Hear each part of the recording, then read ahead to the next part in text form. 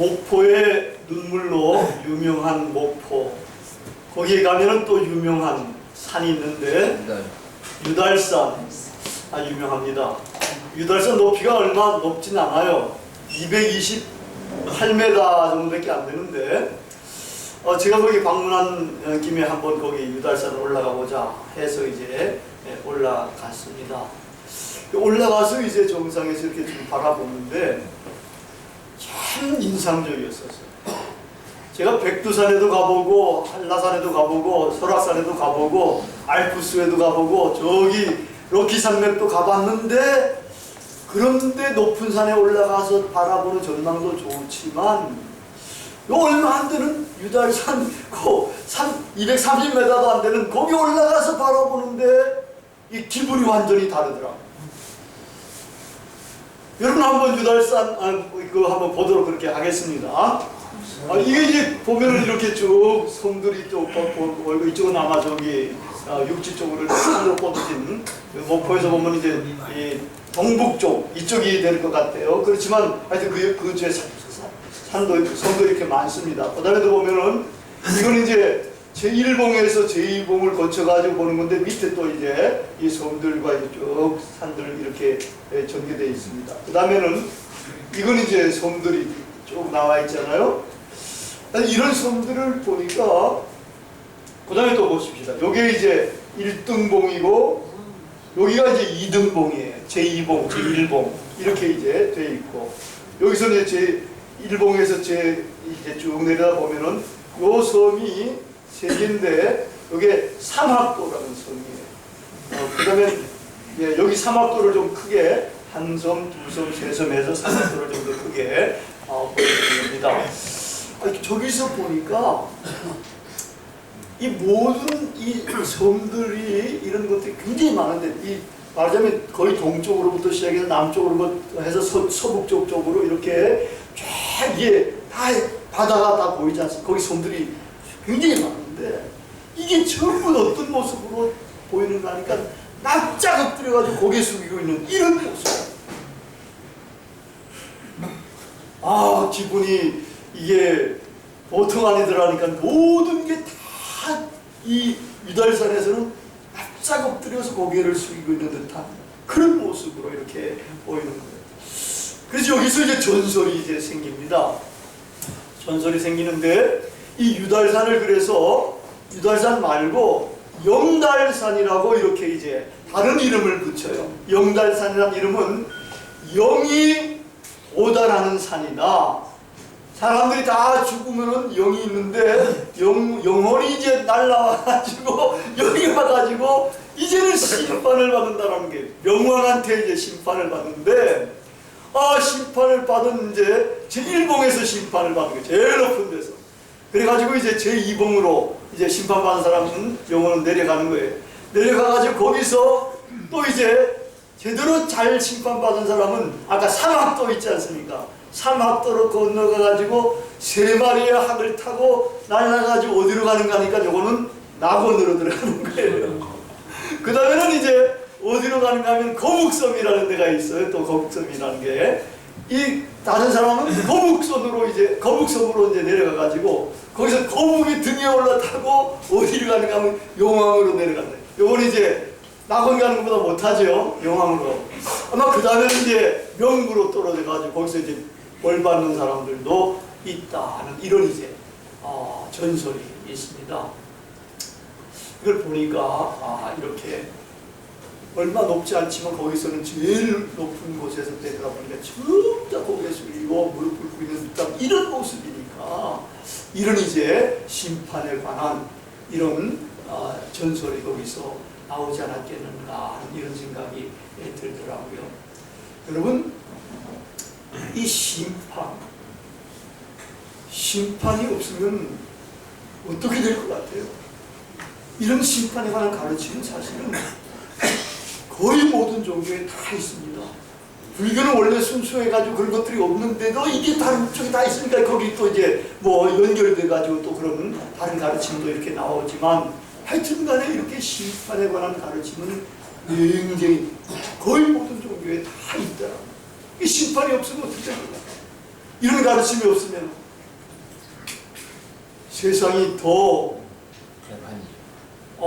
개판이라고 그랬는데 딱 맞는 말 같아요. 더 개판이 될 수가 있지요.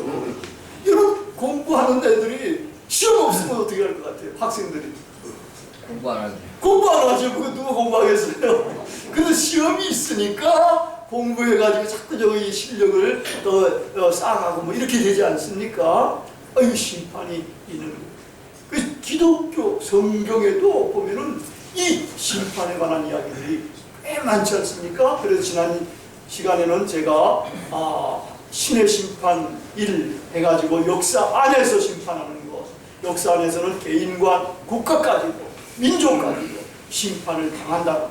하나님의 법도에 따라서 제대로 살지 못하는 나라와 개인은 어떻게 됩니까? 결국은 망해가는 쪽으로 내려가는 것이고, 하나님의 뜻에 그래 합당하고 성실하고 잘 살고 서로 이제 상호 존중해가면서 화목해가면서 홍익인간을 노래하고 이런 식으로 살아가는 그런 이제 공동체나 개인이나 국가는 괜찮아지는 거예요. 이게 심판이잖아요. 근데 이 심판만 있는 게 아니라 오늘 이제 다루는 이제 하나님의 심판, 이거는 역사의 끝에서 일어난 겁니다. 여러분, 역사의 끝이라는 것은 정말 마지막 날에 이제 심판이 벌어지는 것인데, 이걸 이제 우리는 최후의 심판이라고 합니다. 오늘은 여기에 관한 말씀을 집중적으로 드리려고 합니다. 여러분들은 다 예수님을 믿으니까 우리 예수님을 누구라고 부릅니까? 주로 주님이라고 부르잖아요, 그죠? 우리 기독교인들은 예수님을 주님으로 부릅니다. 예수님을 주님으로 부르는 사람들은 어떻게 될 것 같아요? 자녀가 되고. 예, 예수님의 자녀도 되고 최후의 심판을 거치면 어떻게 될 것 같아요? 예수님과 함께 구할 수 있는 구원을 받아서 영생 복락을 누릴 수 있는 이런 사람들이 될 수 있지요.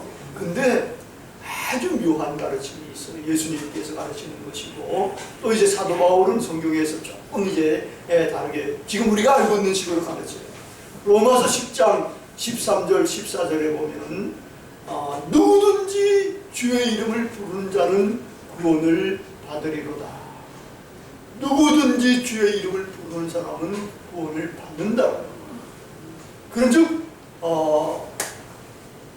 믿지 않는 이를 어떻게 부르겠느냐? 믿지 못하는데 어떻게 그분을 부르겠냐? 그러니까 그분을 부르면은 다가 그분을 믿는 것이고, 그러니까 믿는 사람은 다 구원을 얻는다 하는 이런 가르침이에요.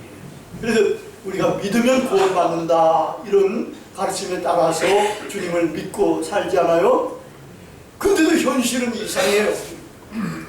현실에 보면 믿는 사람들이 많고 뭐 큰 교회 목사들, 작은 교회 목사들도 많고 이런데 이상하게 나쁜 짓 하는 목사들도 막 생기고, 큰 교회 목사들도 그러다가 뭐 몰락하는 사람들도 생기고 뭐 이렇게 되고, 여러 사람들이 현실에 있는 거 믿는 사람 나오는데도, 그러니까 믿고 예수님을 주라고 불러도 실제로는 다가 구원받을 수 있는 거는 아닌 것 같아요. 이건 대체적인 윤곽은 맞아요. 근데 구체적으로 실제적으로 들어가 보면은 예수님을 주라고 불러도, 예수님을 믿는다고 했더라도 이게 구원받지 못할 수 있는 사람들이 있다. 그 구체성을 오늘 보니까 본문에서 예수님께서 가르치신 것 같아요. 여기 보니까 예수님은 누구십니까? 심판주가 되시는 분. 심판주가 되시는 분이 이 땅에서 이제 가르치는데, 나더러 주여 주여 라고 부르는 사람이 다 천국에 들어갈 것이 아니고 하늘에 계신 내 아버지의 뜻대로 행하는 자라야 들어가리라. 누가 들어간다고요? 뜻대로 행하는 자가 들어오지, 주여 주여라고 부르는 사람이 들어가는 게 아니라는 거예요. 이게 주여 주여라고 부르는 사람이 많이 생기지 않겠어요, 지금처럼?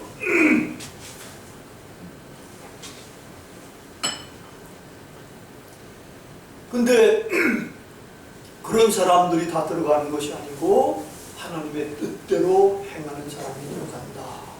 이렇게 가르친 거예요. 근데 요 말은 천국에 들어가는, 하나님 나라에 들어가는 조건을 지금 예수님께서 이야기하신 거예요. 그럼 믿는 사람들 가운데서도 믿음도 다양한 믿음이 있지 않습니까? 좋은 믿음, 나쁜 믿음, 죽은 믿음, 산 믿음, 뭐 생명력 있는 믿음, 뭐 관념적인 믿음, 이런 식으로 다 갈라질 수 있는 거예요. 그렇기 때문에 믿는 사람들 가운데서도 하나님의 뜻을 행하는 사람, 행동하는 신앙인, 이런 사람들이 들어간다. 하나님의 뜻대로 행하는 사람이 들어가게 된다. 굉장히 중요한 그런 가르침을 가르치는 거예요. 그 다음에 이어서 이제 예수님께서는 그것을 비유의 말씀으로 설명을 하시는 거예요.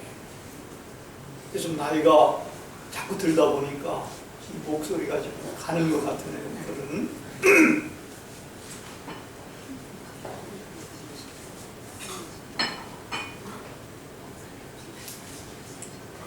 이 비유로 말씀하셨어요.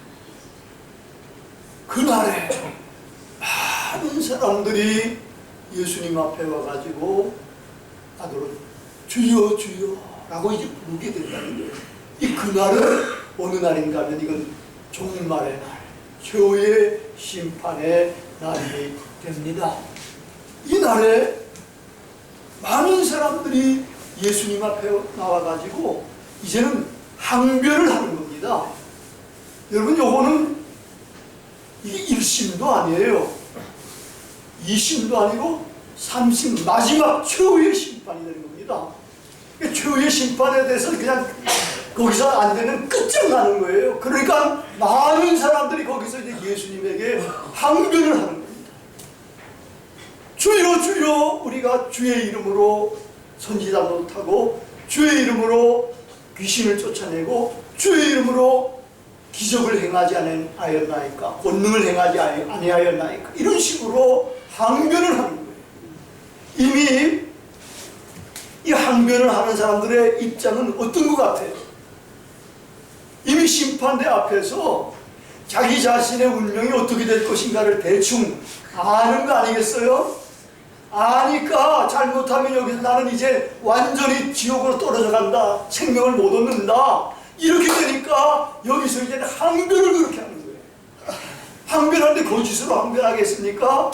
자기가 했던 일들 가지고서 사실적인 증거를 대지 않겠습니까? 거기서 되는데, 주여 주여, 우리가 주의 이름으로 할 때 이 주여 주여라는 것은 앞에서 천국에 들어가는 조건을 얘기할 때 많은 사람들이 나더러 주여 주여라고 부른다 그래요. 이렇게 주여 주여라고 부르는 사람들 중에서 이제 주의 이름으로 선지자 노릇했다. 요즘 같으면은 주의 이름으로 선지자 노릇하는 사람들, 주의 사람들, 이게 여러 사람들이 있겠죠. 그 다음에 주의 이름으로 귀신을 쫓아냈다. 대단한 사람들이에요.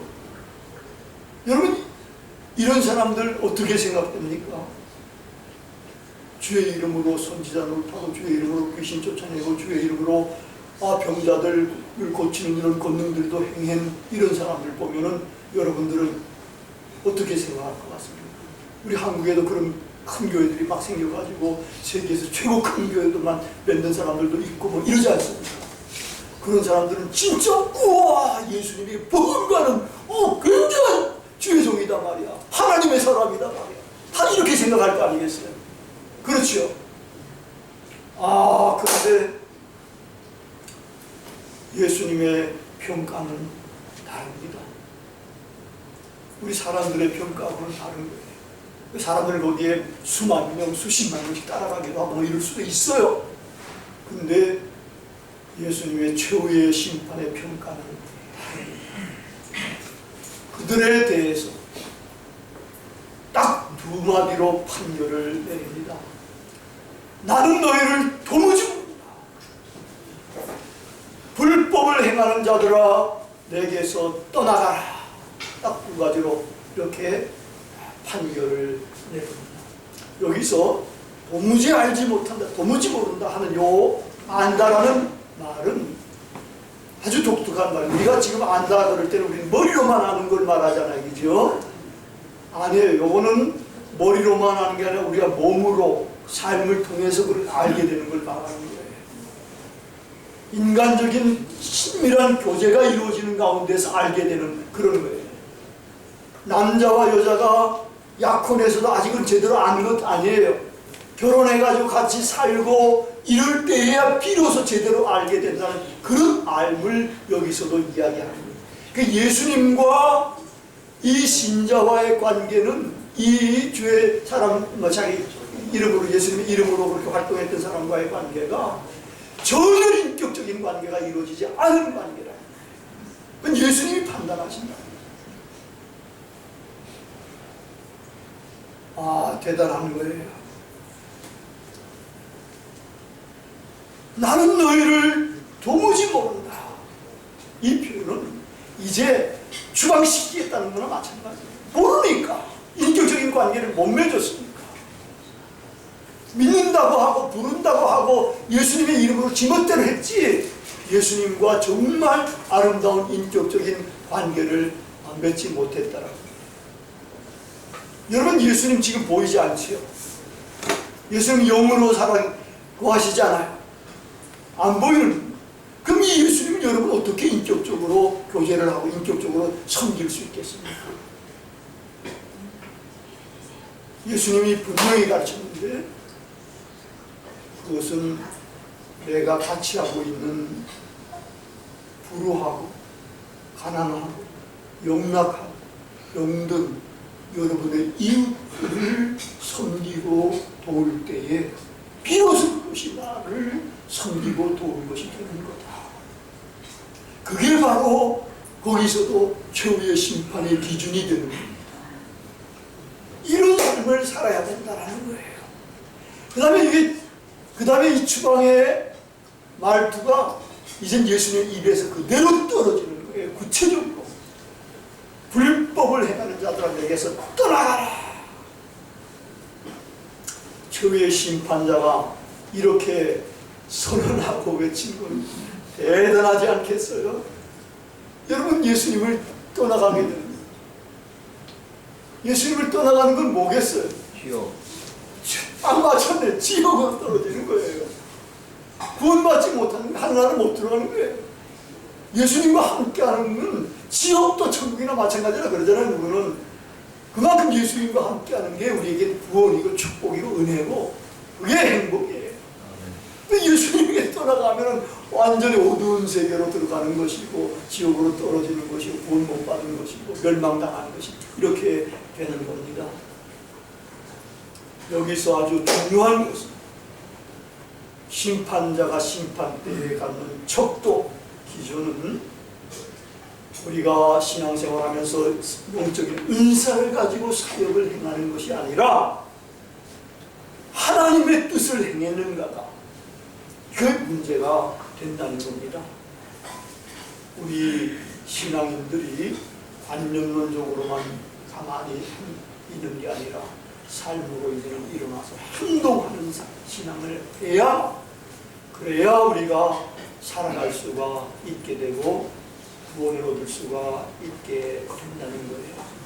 여러분, 이들이 이제 대단한 카리스마를 가지고 정말 큰 교회와 영향력이 있는 그런 활동을 했다 하더라도 이 사람들은 배척받은 사람들인데 그 사람이 배척받은 이유는 딱 한 가지밖에 없어요. 불법을 행했다. 그 불법을 행하는 자들은 내게서 떠나가라는데 우리가 불법 그러면 딱 떠오르는 게 뭡니까? 우리나라 사람들에게서 불법 무도한 사람이다. 뭐 이게 딱 연상이 되니까 불법 하면은 엄청나게 이게 흉악한 범죄를 저지르는 거 이런 거로 딱 생각하지 않겠어요? 근데 그게 아니라는 겁니다. 이 불법이라는 것은 말하자면 법을 안행하는 것이라는 거예요. 법. 하나님의 법은 하라는 법과 하지 말라는 법이 있잖아요. 이 두 가지 다를 하라는 법은 안 하는 법, 하지 말라는 건 행하면 이건 다 불법이라는 거예요. 이 중에 가장 큰 하나님의 뜻, 계명은 뭡니까? 하나님 사랑, 이웃 사랑이다. 이걸 안 행한 것은 말로는 행하고 실제로 안 행한 것이 이게 불법이라는 겁니다. 근데 이 불법은 이제 말세가 다가올수록 사탄의 영향력에 의해 가지고 점점점 이것이 증가가 된다는 거예요. 그 불법이 이제 종말이 되면은 이게 성행한다는 거예요. 그건 다른 말로 표현하면 사랑이 식어진다는 걸 말하는 겁니다. 하나님께서 가장 중요하게 여기신 가장 큰 계명, 하나님 사랑과 이웃 사랑에 관한 계명, 이게 점점 식어져가는, 이게 불법이라는 거죠. 그래서 이 지도자들급, 기독교 지도자들급들도 카리스마가 넘치는 사람들도 말로는 경천의인의 삶을 살라고 이야기하는데 실제로 안 행한다라는 거예요. 요게 가장 큰 요게 위선이고 그런 것이 가식이 되는 것이죠. 이거는 이 심판대에서 척결을 당할 수밖에 없게 되는 겁니다. 여러분, 천국에 가면은 세 가지 크게 놀라는 것이 있다 그러잖아요. 그게 뭐겠어요? 첫 번째는 저 사람은 반드시 들어왔어야 될 사람 같은데 없다라는 거예요, 천국에. 이게 첫 번째 놀라는 거예요. 두 번째는 저 사람은 천국에 들어오지 말아야 될 사람인데 들어와 있다라는 거예요. 이게 두 번째로 놀라는 거예요. 세 번째 놀라는 거. 나같이 부족하고 죄 많은 사람도 여기 들어와 있구나 하고 놀란다는 거예요. 그리고 우리가 갖고 있는 관념들을 이게 고쳐야 될 것들이 꽤나 많게 됩니다. 여러분, 현대는 불법이 성행하는 그런 시대, 사랑이 식어가는 시대입니다. 우리는 이때에 경천에 하나님을 사랑하고 이웃 사람들을 사랑하는 이런 삶을 살아가야 합니다. 여러분, 하나님의 은혜를 우리가 갈구하고 은혜를 많이 받지 않아요? 때로는 감동이 되고 이런 것들이 있는데, 이런 것들도 중요한데 가장 깊은 하나님의 은혜는 뭔가 하면 하나님의 뜻대로 우리가 의로운 삶을 사는, 의의 길을 갈 수 있는 그 힘을 주시는 것, 그 길을 열어주시는 거라고 할 수 있는 겁니다. 하나님의 성령을 부음받은 것조차도 우리가 성령의 은혜 가운데 은사들도 여러 가지를 사용할 수 있지만, 그러나 우리가 정말 중요한 것은 하나님의 뜻을 행동으로 행하는 것, 사랑을 실천하는 것, 이 능력을 받는 것, 여기에 있게 되는 겁니다. 여러분, 주님께서는 정말 당신 자신의 목숨을 우리를 위해서 십자가상에서 죽으시기까지 하시면서 주셨어요. 그래서 우리는 그 은혜로, 그 공로로 우리가 구원을 받은 거예요. 이걸 생각하면 우리는 주님을 어떻게 사랑해야 될 것 같습니까? 주님께서 목숨을 주시고 우리를 사랑하셔서 구원해 주셨다면 우리는 주님을 그냥 빈빌거리면서 사랑하게 되는 겁니까? 주님을 우리도 목숨을 걸고 마음과 뜻과 정성을 다해서 주님을 사랑해야 되는 겁니다. 아멘. 이렇게 사랑하면서 그분이 가장 원하시는 것, 그분이 당신 자신을 일치시킨 것, 우리 열악한 사람들, 우리 영락한 사람들, 사회적으로 경멸을 당하기 쉬운 형제자매들, 그들을 우리가 사랑하고 불쌍히 여기고 섬기고 돕고, 이렇게 해야 이게 주님을 돕고 사랑하고 섬기게 된 그런 것이에요. 이것이 심판의 기준이 되게 되고, 이러한 삶을 통해서만 우리가 주님과 함께 영원히 행복하게 살 수 있게 됩니다. 여러분, 죄중심을 이겨야 이긴 것이 됩니다. 그렇죠? 1심에 이겼다가 2심에 이겼다가 3심에서 뒤집어지는 이런 경우들도 있지 않습니까? 3심에서 뒤집어서 이기면 이게, 요즘은 또 그것도 아닌 것 같기도 합니다만은 세월이 수상해가지고, 그러나 최종심에서 이겨야 이긴 것이 됩니다.